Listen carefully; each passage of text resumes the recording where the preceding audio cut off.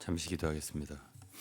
하나님 아버지 감사드립니다. 오늘도 수요 저녁 예배를 당하여서 저희들이 예수의 이름으로 함께 아버지 앞에 모였습니다. 오늘도 성령께서 우리 함께 하시고 이 자리에 주님이 임재하셔서 친히 우리에게 주의 말씀을 들려주시고 모두 은혜를 받게 하여 주시옵소서. 또 이곳저곳에서 또 영상으로 예배하고 말씀을 듣는 모든 사람들에게 한 가지로 은혜를 베풀어 주옵소서. 주의 말씀은 우리에게 생명이요 양식입니다. 빛입니다. 우리의 발의 등이요 길의 빛이십니다. 비춰주소서. 말씀하여 주소서. 예수 그리스도 이름으로 기도했습니다. 아멘. 오늘은 마태복음 9장, 10장, 11장 세 장을 함께 보겠습니다. 9장은 제가 이제 지난번에 마태복음 1장, 2장 이렇게 3장 했잖아요. 쭉 건너뛰고 이제 산상수는 제가 여러 가지로 이렇게 말씀을 전하는 기회가 있었기 때문에 띄고 그다음에 이제 9장, 10장, 11장을 오늘 간단하게 보겠습니다. 9장은 복음입니다. 복음에 대해서 말한 것이 9장이에요. 먼저는 어쨌든 마태복음 천국 복음이잖아요. 복음에서 가장 중요한 것은 하나의 권세입니다. 권위. 이제 제3의 문제를 말하는데 여기 중풍병자가 나와요. 근데 이제 주님이 그 중풍병자 보시고 소자야 안심하라 내 죄 사함을 받았느니라 이렇게 말씀하셨어요. 그러니까 이제 서기관들이 참남하다 이랬죠. 왜 그래요? 어떻게 사람이 죄 사함을 받았다는 말을 쉽게 할 수 있느냐는 거죠. 그러니까 주님이 인자가 세상에서 죄를 사하는 권세가 있는 줄을 너희로 알게 하려 하노라 그랬습니다. 여기 권세의 문제가 있어요. 그러니까 죄를 사한다는 것은 하나님만이 하실 수 있는 권세예요. 그러니까 우리가 누구에게 잘못을 했으면 잘못을 당한 사람만이 우리에게 용서를 할 수 있어요. 그러니까 우리가 죄를 지면 무슨 죄든지 다 하나님께 죄를 짓는 거예요. 시편 51편이면 다윗이 참 밧세바와 간음을 하고 또는 그의 충성된 장군인 우리아를 살인하고 이런 간음 살인을 범했지만 시편 51편의 참회의 시를 보면은 내가 주께만 범죄하여 하나님께 범죄했다고 그랬거든요. 이 세상에서 그리스도인들이 범하는 모든 죄는요 다 하나님께 범하는 것입니다. 그 하나님만이 범죄를 용서해 줄 수 있는 권세가 있는 분이거든요. 그런데 사람이 나타나서 이제 용서를 한다니까 죄를 용서해 줄 수 있다. 내 죄사를 받았느니라. 그러니까 서기관들이 참남하다고 한 거예요. 하나님도 아닌데 어떻게 사람이 함부로 죄를 용서할 수 있다고 하느냐 이런 얘기죠.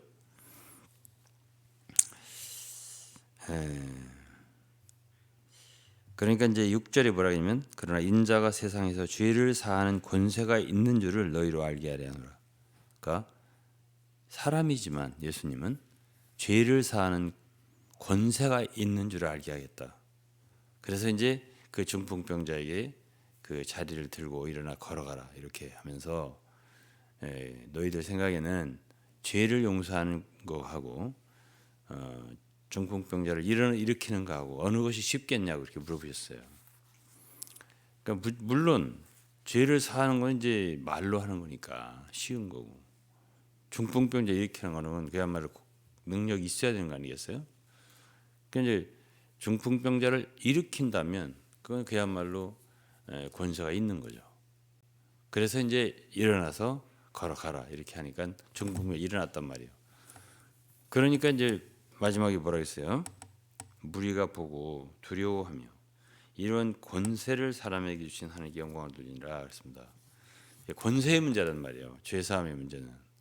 그러니까 하나님이 용서를 해주시면 용서가 되는 거예요. 왜? 그분은 죄를 사하는 권세가 있어요. 우리가 다 죄를 누구한테 범했습니까?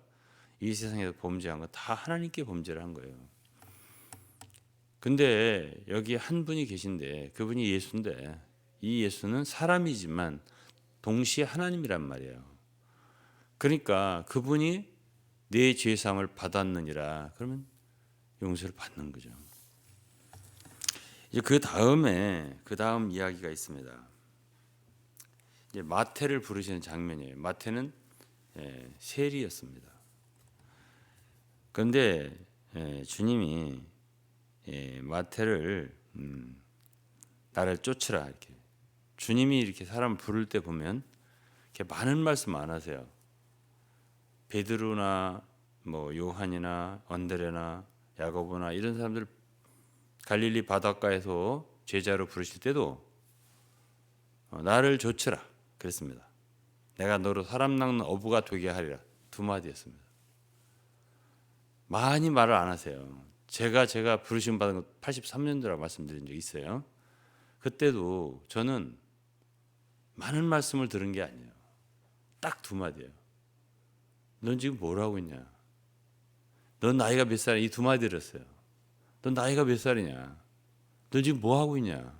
제가 깜짝 놀랐어요. 제가 옛날에 직장 생활할 때거든요. 물론 그때는 이제 주님을 믿고 있었지만은 저는 뭐 직장 생활을 열심히 하려고 했지. 주님이 나를 부르시면 내가 직장을 그만두고 섬겨야 되겠다 이런 생각을 해본 적이 없어요. 그 이전에 조금도 해본 적이 없어요. 그런데 제 사무실이 좀 넓어서요. 33살 때 얘기예요. 이렇게 서서 이렇게 뭔가를 생각하고 있는데 주님의 말씀이에요. 제가 그건 알겠더라고요. 이건 주님이 하신 말씀을 알겠더라고요. 이제 성령으로 우리 안에서 이제 참 말씀하시는 거죠. 그게 느끼는 거죠 우리가. 딱 두 마디예요. 넌 지금 나이가 몇 살이냐? 뭘 하고 있냐? 그 얘기는 이렇게 계속 살 거냐? 그 말씀이에요. 이렇게 계속 살 거냐? 이건 부르시는 말씀이잖아요. 제가 즉시 알았어요. 아 이거 그만둬야 되겠구나. 큰일 났네. 그럼 어떻게 먹고 살지? 바로 따라오는 질문이에요. 그것이. 어쨌든 그 길로 제가 이제 사표를 내고 주님을 섬기기 시작했습니다. 근데 주님이 이렇게 부르실 때는 긴 말이 아니에요. 여기도 마태에게 나를 좇으라. 쇠관에서 일하고 있는 사람을 부르니까 금방 또 따라요. 지남철 붙듯이 쇠가 그냥 따라요. 제자들이 다 그랬습니다. 그러니까 저는 그렇게 생각해요. 말하자면 따를 만한 사람을 그렇게 부르시는 거예요. 여러 말 해도 안 따를 사람은 안 부르는 것 같더라고요. 그러니까 지금 여기 마태도 그러고 베드로, 안드레, 야고보, 요한 이런 제자들도요.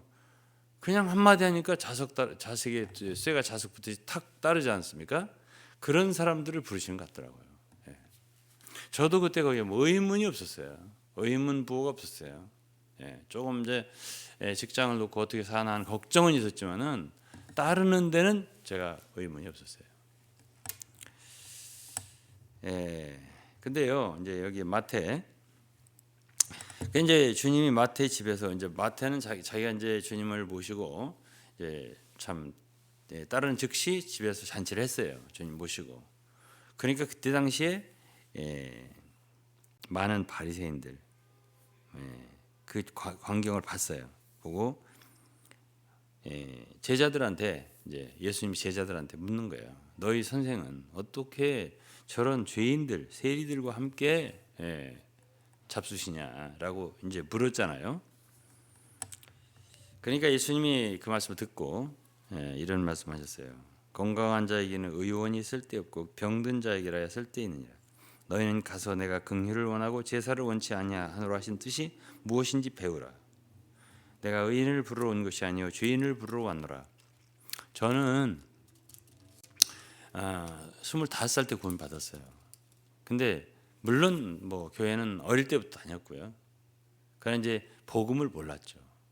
그래서 이제 고등학교 때 이제 학생 때 1학년 때는 열심히 좀 믿어보려고 했는데 제가 다니는 교회가 막 이렇게 싸우고 목사님들 뭐 장로님들 막 싸우고 쫓아내려고 그러고 안 나가려고 이런 것 때문에 이 교회에 대해서 완전 실망했고, 그다음에 또 한 군데 갔었는데 그건 이제 은사를 하는데 막 방언하고 막 그런데 거기서 이제 고등부 회장을 했어요. 제가 그때 좀 더 실망했어요.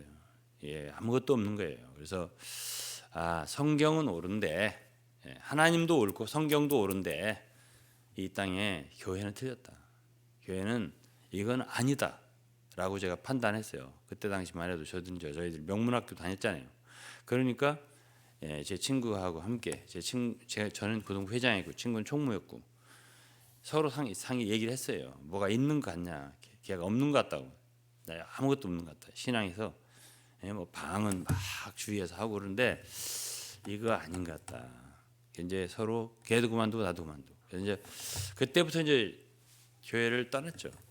교회 생활 안 했고, 그러고서 이제 세월이 지나서 군대 갔다 오고 대학교 복학했고, 그때가 이제 말하자면 25살 때예요. 그때 이제 제가 이 복음을 들은 거예요. 그때만 해도 저는 제 동생은 아주 착했고, 그리고 이제 우리 집 옆에 있는 교회 감리교회를 다녔어요. 저는 제 동생이 형 교회 좀 가, 나 딸 계속 그런 소리 했어요. 제가 안 가고 갈 수가 없다 나는. 왜냐면은 너는 원래 이제 착하고 뭐 여기 더 제 동생 또 하나 있지만은 착했어요. 착했고 성실하고 그러니까는 제가 보기에도 내가 그랬어요. 너는 착하고 그러니까 아마 천당 갈 수 있을 거야. 그러니까 나는 틀렸어. 나는 생각하지 말고 너나 열심히 다니고 천당 가거라 그랬습니다. 나는 내가 생각할 때는 뭐 하나님이 내가 하나님이라도 나 같은 놈은 차버리지. 나를 받아주지 않을 거다. 내가 그랬어요. 그런데 이제 그때쯤 돼서 어떻게 이제 저도 그러면서도 왠지 좀 새벽 기도라도 가서 나 좀 죄가 많으니까 회개도 좀 하고 싶고 이런 마음이 생겼을 때예요. 그때. 그래서 이제 새벽 기도를 갔어요. 이제 그때 당시에 교회를 안 다니고 새벽 기도를 갔다고. 그냥 동네 동생이 이제 다니는 교회죠, 감리교회. 그러고 있다가 제가 이제 복음을 들은 거예요. 그래서 내가 저한테 복음을 전하는 그 장로님 계셨어요. 돌아가셨지만, 저는 이제 질문을 했죠. 믿으라고 자꾸 그러니까 나는 좀 나쁜 사람이라서 용서를 못 받을 것 같다고 그랬죠. 제가. 그리고 이제 이런저런 이제 구체적인 제가 잘못한 아주 그런 죄들을 이제 한두 가지 얘기해가면서 이런 사람도 하나님 용서해 주냐라고 하니까 그 장로님이 아이고 용서 다 용서해 주신대요. 그러면서 제가 영 못 받으니까 익자권 성경이 여기에요. 이 구절 마태복음 9장. 제가 눈이 번쩍 떴어요. 이 말씀을 보고. 그래서 이제 건강한 자에게는 의원이 쓸데없고 병든 자에게 쓸데있다. 그러면서 내가 의인을 부르러 온 게 아니라 죄인을 부르러 왔다. 이 말씀을 듣고 내 눈이 떠졌어요. 그래요? 제가 이제 이때 이제 느꼈죠. 말씀을 이런 말씀이 있었구나 하고. 그래서 이제 이때 당시에 바리새인들 이제 사람이라고 하는 건 다 자기 관념이 있잖아요. 어떻게 해야 믿는다, 어떻게 해야 천당 간다 이런데 거의가 다 행위 관념이잖아요. 그러니까 주님이 여기 바리새인들한테 이 호세아 6장 6절을 얘기하면서 너희는 가서 내가 긍휼을 원하고 제사를 원치 아니하노라 하신 뜻이 무엇인지 배우라 그랬어요. 주 예수님은 이 세상에 왜 오셨냐고요. 왜 하늘로부터 보좌를 버리고 이 땅에 참 육신을 입은 인간이 돼서 오셨냔 말이에요. 그것은 긍휼을 베풀러 오셨단 말이에요. 용서해주고 참 구원해주러 오셨단 말이에요. 은혜를 주시러 오셨단 말이에요. 근데 용서를 주시고 은혜를 주시고 구원을 해주시는 그 대상이 누구냐면은 죄인들이란 말이에요. 그들에게 주님은 주고 싶은 거예요. 죄 용서함을 주시고 싶은 거예요. 은혜를 베풀고 싶은 거예요. 이것이 이제 말하자면 여기서 말하는 긍휼이에요. 내가 긍휼을 원하고 제사를 원치 않는다. 그러니까 당시에 누구죠? 바리새인들이나 서기관들이나 이 율법사들은 다 뭘 원해요? 하나님 믿는다는 것은 하나님께 해드리는 거지. 제사를 해드리는 거예요. 뭔가 열심히 해드리는 거예요. 행위적인 개념이란 말이에요. 예수를 믿는 게 선행으로 잘 말씀대로 살아서 어떻게 잘 기쁘게 해드려야 된단 말이에요. 이게 필요가 없다는 게 아니라 순서가 바뀌는 거예요. 먼저 우리는 먼저 죄인의 위치에서 낮은 위치하죠. 은혜를 받는 사람은 다 낮은 사람이야 받잖아요. 높은 사람은 안 받죠. 그러니까 문제가 되는 사람은 오늘날도 그렇고 항상 교회든지 참 신앙 생활하는 사람들 중에서의 문제는 다 할 수 있다고 하는 사람들이 문제예요. 그러니까 자기 자신을 신뢰하는 사람들이 문제예요. 내가 하나님께 뭔가 해드릴 수 있다, 해드려야 한다라고 생각하는 사람들이 문제예요. 근데 먼저는 해드리는 게 아니라 제사잖아요. 제사를 원치 않는다. 그럼 긍휼을 원한다는 것은 먼저는 우리가 받아야 돼요. 은혜를 주님으로부터 용서함을 받아야 돼요. 구원함을 받아야 돼요. 새 생명을 받아야 돼요. 여기서 이제 생배주가 나오고 그 다음에 새 포도주가 나와요. 그리고 낡은 옷과 낡은 가죽 부대가 나와요. 이런 모든 것들은 다 행위적인 개념, 율법을 지켜서 어떻게 한번 구원을 받아보려고 하는 사람들의 관념이에요. 그런데 주님이 주시려고 하는 것은 그런 낡은 것에다가 뭘 보태는 게 아니라 아예 새 걸 주시는 거거든요. 생배조각. 생배조각은 낡은 옷과 부합하지 않는다. 낡은 옷을 찢어버릴 뿐이다. 새 포도주는 낡은 가죽 부대에 넣어봐야 그 가죽 부대를 터뜨릴 뿐이다. 주님이 주시는 것은 아예 지금까지 너네들이 한 거 말고 아예 새 걸 주러 오셨다라는 뜻이에요. 이것이. 그래서 이제 9장은 마태복음 9장은 복음을 얘기하는 거예요. 복음은 지금까지 이스라엘 백성들이 모세의 시내산에서 율법을 해서 왔잖아요. 여기까지. 근데 그것의 연속이 아니에요. 예수 그리스도의 복음은 완전히 새로운 것이에요. 그렇기 때문에 예수님의 길을 예비한 요한, 세례 요한부터 아예 그냥 완전히 새로운 시대가 바뀌어진다는 어떤 표시를 그 제사장이면서도 요한은 옷을 약대토롯을 입고 가죽띠를 띠고 먹는 것도 제사장의 음식을 먹는 게 아니에요. 거룩한 제사장의 음식을 아니고 메뚜기를 먹고 석청을 먹고 이렇게 하면서 뭔가 회개하라. 이제는 아니다는 거지. 이제는 여러분 다 회개하라. 왜? 천국이 가까웠다. 이렇게 선포를 했어요. 이게 요한의 사역입니다. 완전히 시대가 바뀌었고 새로운 시대가 열린다. 이런 걸 얘기를 하는데 이 바리새인들은 뭘 갖고 있죠? 옛 고정관념을 버리지 않고 그런 식으로 해서 조금 어떻게 예수님으로부터 좀 이렇게 뭔가 좀 보탬을 받고 좀 더해서 뭔가를 하면 구원을 받을 수 있지 않을까 이런 생각을 했단 말이죠. 그래서 이제 저는 이제 대학생 때 이런 참 복음을 들었어요. 복음을 듣고 내가 완전히 바뀌더라고. 순간 바뀌더라고요. 죄 사함을 내가 받는 거고. 그러면 동시에 로마서 5장을 제가 같이 읽으면서 깨달았어요. 내가 죄인이 된 것도 나로 말미암아 시작된 게 아니구나. 한 사람으로 말미암아 아담으로 말미암아 죄가 들어왔다고 하더니 나로 말미암아서 내가 죄인 된 것이 아닌 것처럼 나로 말미암아서 의인이 되는 것도 아니구나. 예수 그리스도의 십자가의 죽음으로 그분의 순종함으로 내가 의인이 되는 거구나. 이걸 제가 그때 알았어요. 순간 바뀌더라고요. 참 복음의 능력이라는 건 놀라운 거예요. 제가 순간 바뀌더라고요. 속이.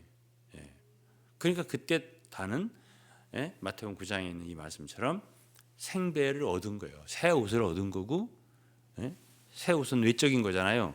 또 내적으로는 새 포도주를 얻은 거예요. 이게 구원을 받은 거죠. 그때 완전한 구원을 제가 받은 거예요. 자, 이게 이제 9장을 마치고 이제 10장이에요. 이제 10장에서 이제 구원을 받은 사람에 대해서 이제 10장에는 뭐가 나오냐면 제자들을 사도로 세우시고 그들을 보내시는 장면이 나오죠. 이게 10장이에요. 예. 9장 마지막에는 뭐 일꾼을 보내어 주소서 이렇게 하라고. 추수하는 주인에게 청하여 일꾼들을 보내어 주소. 그렇게 기도하라고. 누구더러? 제자들한테. 그리고 결국은 주님이 세우신 자들이 누구냐면 그 제자들이에요. 기도하라고 한 제자들. 갈망이 있는 기도하는 사람들이 결국은 보내심을 받는 거죠. 그래가지고 이제 10장이면 예수님은 12 제자를 부르셨다고 했습니다. 부르셔. 주님이 그분이 쓰시는 종들은요, 자원병을 원하는 게 아니에요. 주님은 항상 모집을 합니다. 모집, 리크루트라고 영어로. 모집, 징집을 한단 말이에요. 주님의 종치고 자기가 원해 갖고 된 종은 없어요. 호렙산에서 가시던 불 속에서 모세 부르잖아요. 그리고 부르셔서 애굽에 보내고 내 백성을 이끌어내라 이렇게 의임을 주잖아요. 하나님이 일하시는 원칙이 있어요. 원한다고 되는 게 아니에요. 다름질한다고 되는 것도 아니에요. 긍휼히 여기시는 하나님으로 말미암아 되는 거예요. 그분이 부르신다니까요. 사무엘도 사무엘아. 어린 사무엘은 자기를 부르는 소리 몰랐어요. 엘리에게 달려가서 저를 부르셨습니까? 사실은 하나님이 부르신 거잖아요. 전부 다 그렇죠. 누구나 이사야도 6장에 보면 하나님이 부르셔서 선지자 노릇하게 하고 에레미야도 마찬가지고 에스겔도 마찬가지고 모든 하나님의 종들은 다 부르셨어요. 베드로, 야고보, 요한 마찬가지고 바닷가에 부르셨잖아요. 그리고 세우셨잖아요. 여기 세우셨잖아요. 그리고 보내시잖아요. 바울도 더메스토상에서 하나님이 부르셨잖아요. 어떤 이런 주님이 콜링, 부르심이 없이 스스로 달려나가서 섬기려고 하는 사람들 때문에 문제가 많은 거예요. 오늘날. 소명의식이 없는 거예요. 주님의 소명이 없는 거예요. 그럼 문제가 되는 거예요. 문제입니다. 그것이.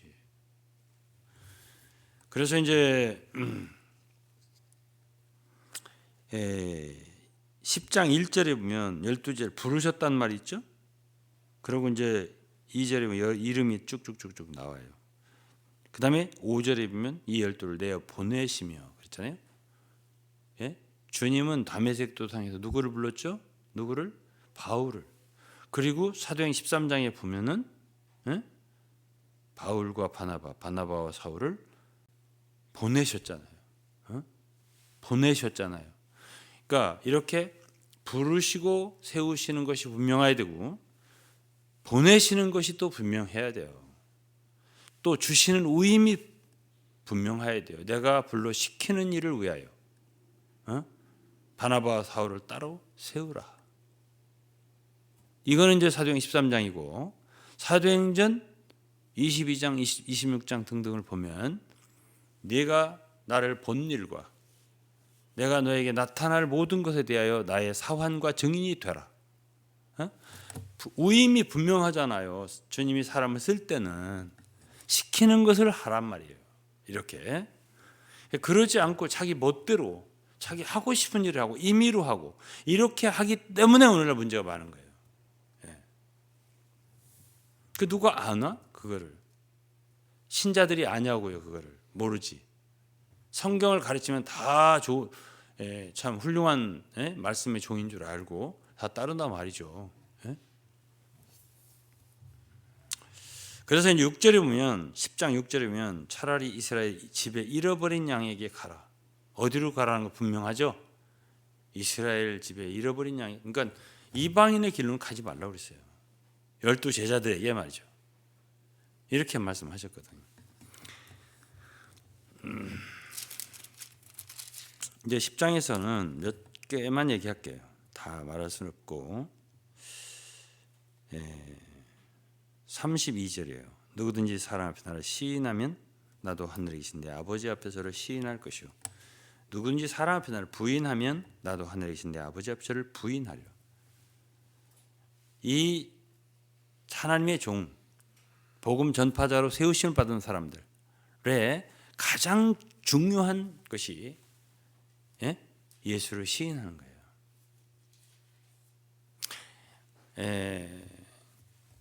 오늘날 예수를 믿으면서도 참 스스로 주의 제자가 됐다고 생각하면서도 많은 곳에서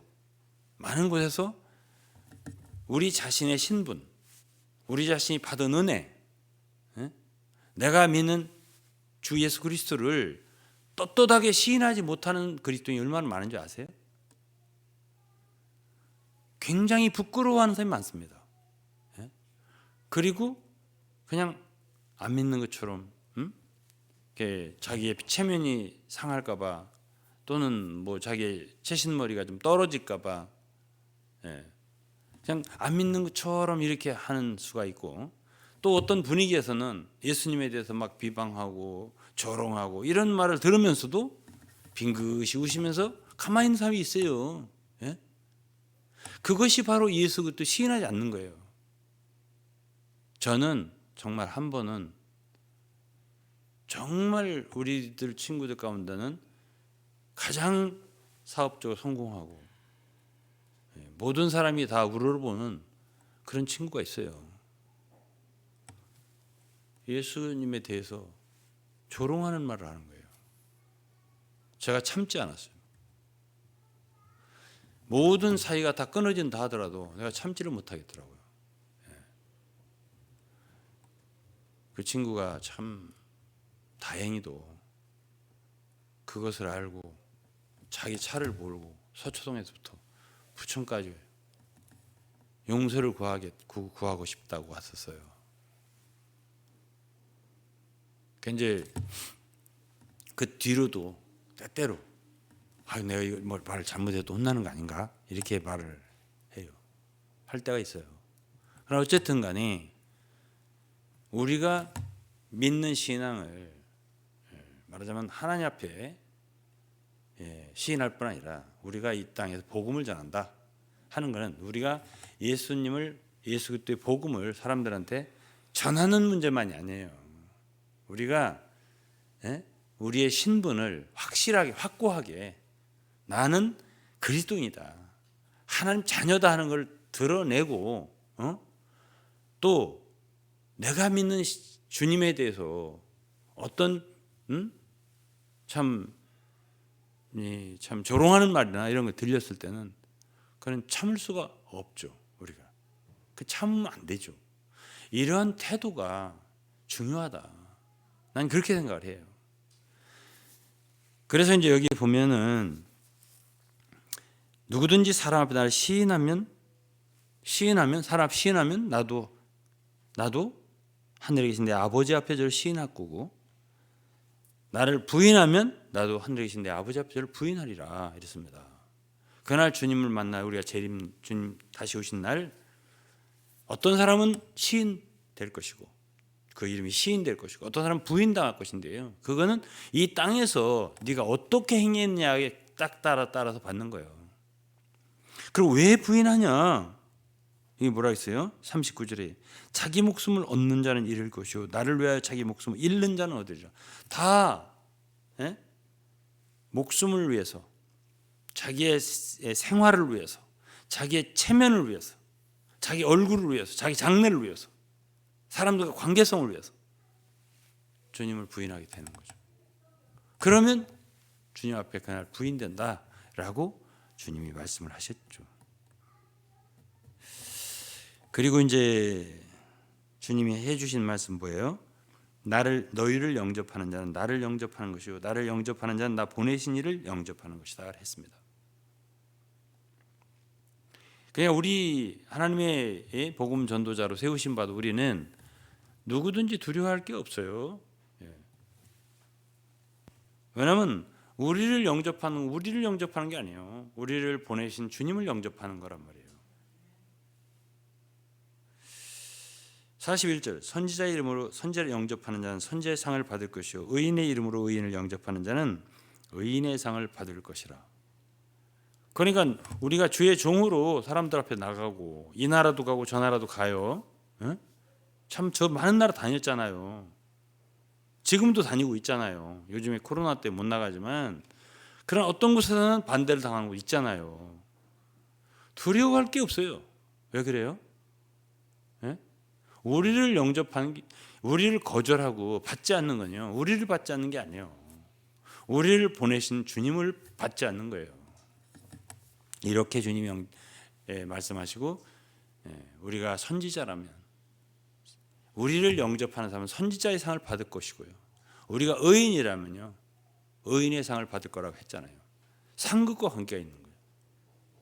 그러나 우리는 하나도 두려워할 필요가 없는 거죠. 그럼 이제 마지막 11장. 11장은 이제 사역의 이제 성공 혹은 실패. 이제 10장은 우리의 사역에 대해서 말하는 거예요. 9장은 복음에 대해서 말하는 거예요. 10장은 사역에 대해서 말하는 거예요. 어떻게 할 것인가? 사역에서 중요한 건 뭐라고 했죠? 시인이에요. 예수 그리스도 입으로 시인하는 거예요. 어디서든지. 그를 증거하는 거란 말이에요. 쉽게 말해서. 우리의 입으로만 증거하는 게 아니에요. 예수 그리스도는 우리의 인격으로, 우리의 됨됨이로, 우리의 모든 삶으로 예수를 증거하는 거죠. 그런 다음에 이제 11장에서는 이제 그 사역의 결과 그거에 대해서 이제 얘기하고 마칠 거예요. 오늘 20절에 보면 11장 예수님이 가장 권능을 많이 베푸시고 애를 썼던 도시가 있어요. 그것이 첫째는 고라신, 여기 이제 가버나움 지방이에요. 그리고 둘째는 벳세다예요. 이곳에서 가장 많이 주님이 애를 썼어요. 권능을 행하시고. 그들이 회개치 않는 거예요. 그때 주님이 그들을 책망하셨습니다. 화했을 것이다. 고라신, 벳세다. 너희에게 행한 모든 권능을 만일 두로와 시돈에서 행했다면 저들은 벌써 베옷을 입고 회개했을 것이다. 심판 날에 두로와 시돈이 너희들보다 심판이 적을 것이다. 그러니까 주님의 그 능력을 보고도 복음의 주님의 사역을 대하고도 그걸 거절한 당시의 그 벳세다, 고라신 이런 도시 사람들은 두로와 시돈보다도 심판이 클 거라고 주님이 책망을 하시는 거예요. 그 23절은 무슨 소리예요? 가버나움아 내가 하늘에까지 높아지겠느냐, 음부에까지 낮아지리라. 그러니까 왜 그들이 주 예수의 사역을 안 받았죠? 왜 안 받았습니까? 그것은 높아진 거예요. 오늘날 주의 말씀을 받아들이지 않는 사람들, 주님의 복음, 천국 복음을 받아들이지 않는 사람들은요, 결국 누구죠? 교만한 사람들이에요. 마음이 높아진 사람들이란 말이에요. 당시에 고라신과 벳세다 사람들은 왜 안 받았죠? 주님의 사역을? 그거는 그들이 마음이 높은 데 있었기 때문에 안 받은 거예요.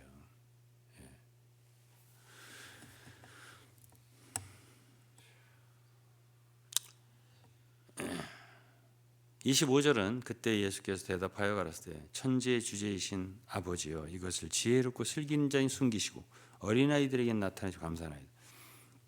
여기 대답했다고 그랬습니다. 그러니까 예수 그리스도께서는 당시에 사역을 하면서도 많은 역사를 하시면서도 성부 아버지와 계속적인 대화를 하신 거예요. 그러니까 아버지도 뭔가 말씀하셨겠죠, 아들한테. 그러니까 여기 아들 예수는 아버지께 대답을 했다고 했어요. 뭘 얘기하셨는가는 안 썼어요. 그렇지만 우리가 생각할 수 있겠죠. 이런 말씀을 했을 수도 있어요. 아버지께서, 성부께서 아들 예수께 네가 그 참 가버나움 지방 고라심 데세다 이런 사람들이 네가 많이 그렇게 애를 쓰고 능력을 행했는데 회개치 않는데 넌 괜찮아? 뭐 이런 식으로 말씀해 줄 수 있지 않겠어요? 그런데 예수님은 대답하기를 뭐라고 했어요? 천지의 주제이신 아버지요. 천지의 주제라는 말도 대단한 말이에요. 모든 것의 주인이잖아요. 하나님이. 주제이신 아버지요. 이것을 지혜롭고 슬기는 자, 지혜롭고 슬기는 자를 숨기시고, 지혜롭고 슬기 있다는 게 누구예요? 지금 고라신 베세다 사람들이에요. 그러니까 마음이 높은 거죠. 지혜롭고 슬기 있는 사람들이니까. 오늘날 문제 있는 사람들이, 문제가 되는 사람들이 다 누구냐면 잘 안다는 사람들이란 말이에요. 내가 잘한다. 성경도 잘 알고 사역도 잘 알고 교회도 어떻게 하는 게 잘한다. 이런 사람들이 안 받아들이는 거예요. 반대하는 거예요. 주님의 사역을.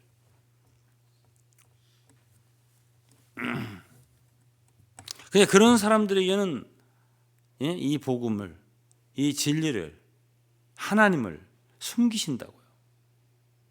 알 것을 알지 못하게 하신다고요. 그리고 어린아이들에게 나타내신다 했습니다. 어린아이 누구겠습니까?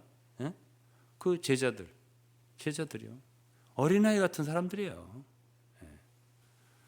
또 그 당시 복음을 받아들인 사람들 있었겠죠. 더러 있었겠죠. 주님을 따랐던 여러 사람들이 있었잖아요.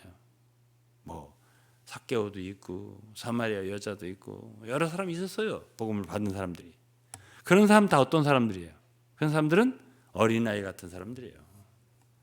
오늘날 우리 같은 사람도 어린아이 같으니까 복음을 받은 것이고 순종하는 거예요. 저는 이제 친구들하고 참 많이 지금도 만나고 그러는데 어떤 때 이렇게 탁 대하면 탁 막힐 때가 있어요. 마칠 때가 있어요. 너무 견고한 성이 있는 걸 발견할 때가 있어요. 뭘로? 자기들이 아는 지식으로. 한 70년 동안 자기들이 쌓아놓은 어떤 견고한 지식의 성이 있는 거예요.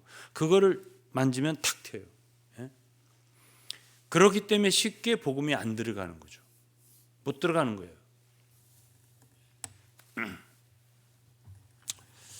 그러면서 26절에 있습니다. 옳소이다. 이렇게 된 것이 아버지의 뜻이니이다. 이게 예수님이 아버지께 대답한 거예요. 이렇게 된 것이 아버지의 뜻입니다. 그들이 회개치 않고, 물론 가장 많이 애쓰고 내가 힘을 써서 일을 했는데, 사역을 했는데 그 사람들이 회개치 않은 아버지의 뜻입니다. 이렇게 말씀을 하셨습니다. 그러면서 내 아버지께서 모든 것을 내게 주셨으니 아버지 외에는 아들을 아는 자가 없고 아들과 아들의 소원대로 계시를 받는 자는 아버지를 아는 자가 없느니라. 그러니까 아버지를 알고 아들을 알고, 그러니까 우리가 오늘날 아버지를 안다면 그는 아들의 소원이 있기 때문에 아버지를 아는 거고, 아들을 아는 것은 아버지께서 우리에게 아들을 계시하기 때문에 아는 거고, 이 말씀하시면서 하나님을 아는 것보다 귀한 건 없다는 얘기예요. 사역의 결과, 뭐 성공적이다. 사람들이 말이야 다 회개하고 따르고 한다. 이런 결과보다 지금은 완전 실패했잖아요. 겉으로 볼 때는. 하지만 그 모든 것보다 더 중요한 것은 아버지를 알고 아들을 아는 거예요. 계시가 있는 거죠. 말하자면 그것으로 만족한 거예요. 아들은. 그러면서 뭐라 하냐면 수고하고 무거운 짐진 자들아 다 내게로 오라. 너무 유명한 구절이죠. 내가 너희를 쉬게 하리라. 여기서요 우리는 사역의 확장을 봐요. 왜냐하면 10장에선 주님이 제자들한테 오직 누구한테만 가라고 그랬죠? 이스라엘에, 잃어버린 양들에게, 이스라엘에게만 가라 그랬어요. 근데 사실은 11장에서 벌써 갈릴리 가버나움 땅에 있는 도시들이 안 받잖아요. 사실은 이스라엘이 국가적으로는 예수 그리스도를 거절한 셈이에요. 메시아를 거절한 셈이라고요. 받은 사람도 있죠. 제자들을 비롯해서. 그렇지만 국가적으로는 예수 그리스도 대적했고 결국은 십자가에 못 박아 죽였고 안 받은 거잖아요. 그러니까 여기서 지금 11장에서부터 거절은 시작된 거예요. 그때 자 사역이 거절됐으니까 그럼 거기서 사역을 움츠리고 마느냐? 아니라는 거죠. 지금 주님은 여기서 부르세요. 누가 대상이에요 지금? 수고하고 무거운 모든 사람들, 수고하고 무거운 짐을 진 모든 사람들아 내게로 오라. 이제는 이스라엘만이 아니에요. 우리까지 포함해서, 한국 사람인 여러분과 우리까지 포함해서 이게 부르시는 소리가 아닌가요? 수고하고 무거운 짐진 자는 우리를 포함하지 않나요? 주님은요 어떤 것이 막혔다고 거기서 끝나는 분이 아니세요. 저는 이번에 어떤 일이 있었고요. 사실 그때 제가 아들한테 말했어요. 바이블 하나 내라. 제가 그랬어요.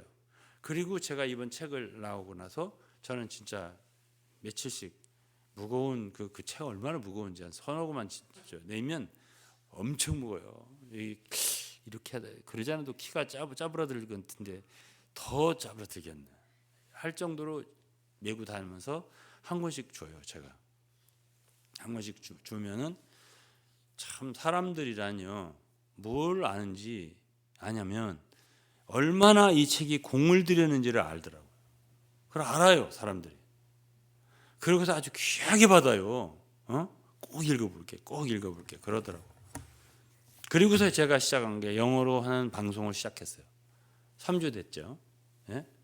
그러고서 이제 오늘은 영어로 이제 말씀을 전하고, 그게 요즘은 AI로 그 인공지능으로 그것이 영어 자막 이제 제가 말씀 영어로 전한 것이 이렇게 어떻게 하니까 자막이 쫙 깔리는 시스템이 있더라고요. 그래가지고 제가 한 메시지는 다 지금 깔았어요. 자막을 제가 영어로 전한 거를. 물론 좀 약간 뭐 문법적으로 약간씩 이렇게 어긋나는 게 있긴 있지만 대체적으로 괜찮더라고요. 30분 동안 전한 게. 그래서 그걸 해서 이제 온 세계 다 영어 듣는 사람들 다 듣게 했단 말이에요. 그러니까 저는 뭐가 이렇게 좀 뭐 막히는 듯, 뭘 막힌 건 아니지만 막히는 듯 했어요. 그럴 때 저는 이것을 어떻게 더 확장할 것인가 그런 생각을 하게 되더라고요. 그래서 문서 사역을 더 강화하자, 그리고 방송 사역을 더 강화하자, 이런 생각을 하게 되더라고요. 그러니까 주님도 여기 11장에서 보면 참 이런저런 고울들이 안 받으리고 회개하나 보니까 주님이 이제 부르시기를 수고하고 무거운 짐을 진 모든 자들아 다 내게로 이제 오라. 우리도 주님께 나온 거잖아요. 그래서 그들이 이 유대인들이 거절하기 때문에 그 복음이 결국은 우리 같은 이방인들에게 이 복이 터지는 은혜를 받은 거예요. 그래서 우리가 주 예수님께 다 온 거고. 그러면서 나는 마음이 온유하고 겸손하니 나의 멍에를 메고 내게 배우라. 그러면 너희 마음이 쉼을 얻으리라. 그러니까 이런 상황이 있어도 주님 하나도 거기에 흔들림이 없고 동요함이 없었다. 왜 그러냐? 근본적으로 주님은 겸손하고 온유하신 분이어서 그분의 마음은요 아무것도 어떤 성과를 기대하거나 내가 어떻게 일했기 때문에 어떤 보답이 나한테 대가가 주어져야 된다거나 이런 게 없이 아무것도 없이 돼버렸다 이거지. 그렇다 하더라도 마음이 온유하고 겸손하시니까 주님은 그분의 마음이 온전히 안식하셨고, 그리고 다른 사람들까지도 이렇게 쉼을 얻도록 그렇게 하셨죠. 그래서 내게 배우라 그러셨잖아요. 내게 배우라. 아까 9장에도 그랬어요. 그 바리새인들한테 주님이 하신 말씀 중에 자비를 내가 긍휼을 원하고 제사를 원치 아니하노라 하신 뜻이 호세아 6장 6절이에요. 무엇인지 가서 배우라고 하셨어요. 여기도 내게 배우라고 하셨어요. 우리는 배우는 게 얼마나 중요한지 몰라요.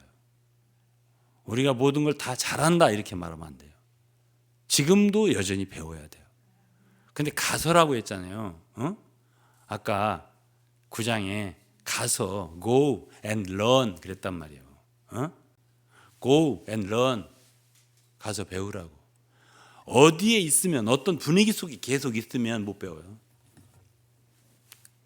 겸손할 수 있는데 가야 돼요. 응? 어떤 분위기였으면 계속 교만이 하늘을 찌르는 게 분위기가 있어서 절대 못 배워요.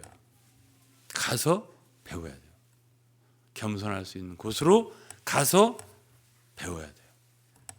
그럴 때 우리가 배울 수 있고, 우리가 주 예수님께도 진실하게 나와서 정말 그분의 겸손과 온유를, 우리 멍에를 메고 있지만, 주님의 섬기는 멍에를 메고 있지만 절대 주님의 멍에는 무거운 게 아니다.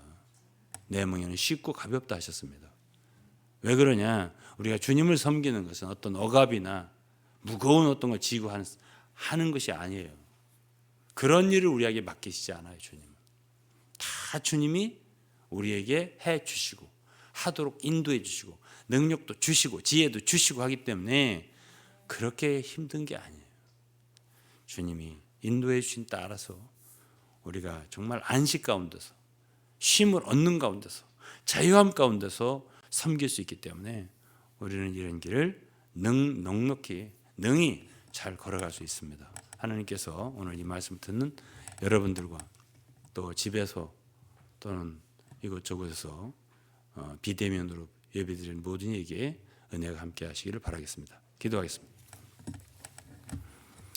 하나님 감사합니다. 오늘은 마태복음 19장, 10장, 11장을 통해서 주님의 말씀을 묵상하고 상고하였습니다. 이 말씀을 통해서 우리가 얻은 은혜가 얼마나 큰지, 또는 어떻게 살아야 하는지, 참 정말 우리는 주님의 이름을 시인하는 사람들로서 성실하게 살아가게 하여 주시고 충성을 다하게 해주시며, 또 어떤 사역의 결과가 우리에게 참 기대하지 않은 쪽으로 온다 하더라도 낙심하지 아니하고 주님 더 하나님을 알게 해주시고 또 예수 그리스도를 더 사랑하게 해주시고 그 대신 또 우리의 사역이 더 확장되는 방향으로 더 나아갈 수 있도록 인도하여 주옵소서. 예수 그리스도 이름으로 기도했습니다. 아멘.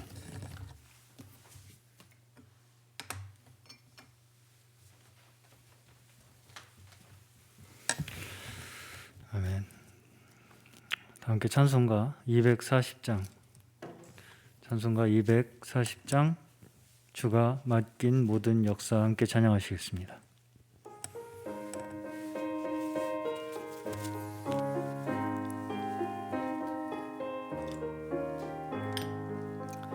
주가 맡긴 모든 역사 힘을 다해 마치고 밝고 밝은 그 아침을 맞을 때 요단 강을 건너가서 주의 손을 붙잡고 기쁨으로 주의 얼굴 배우리. 나의 주를 내가 그의 곁에 서서 배우며 나의 주를 손에 못자국을 보아 알겠네. 하늘 날아 올라가서 주님 앞에 절하고 온유하신 그 얼굴을 배울 때 있을 곳을 예비하신 크신 사랑 고마워 나의 주께 기쁜 찬송 드리리. 나의 주를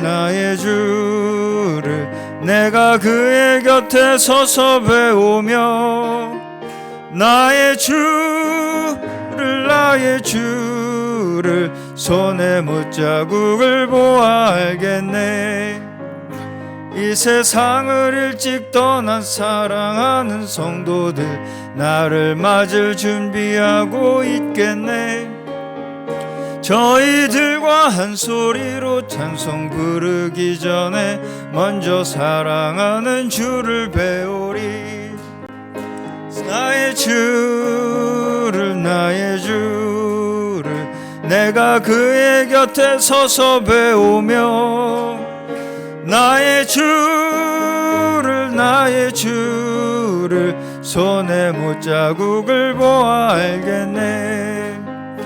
영화로운 시온성에 들어가서 다닐 때 흰 옷 입고 황금길을 다니며 금고문고 맞추어서 새 노래를 부를 때 세상 고생 모두 잊어버리리.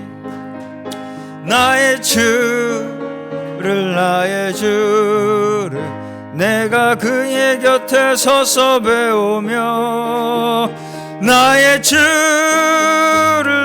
주를 손에 못자국을 보아 나의 주를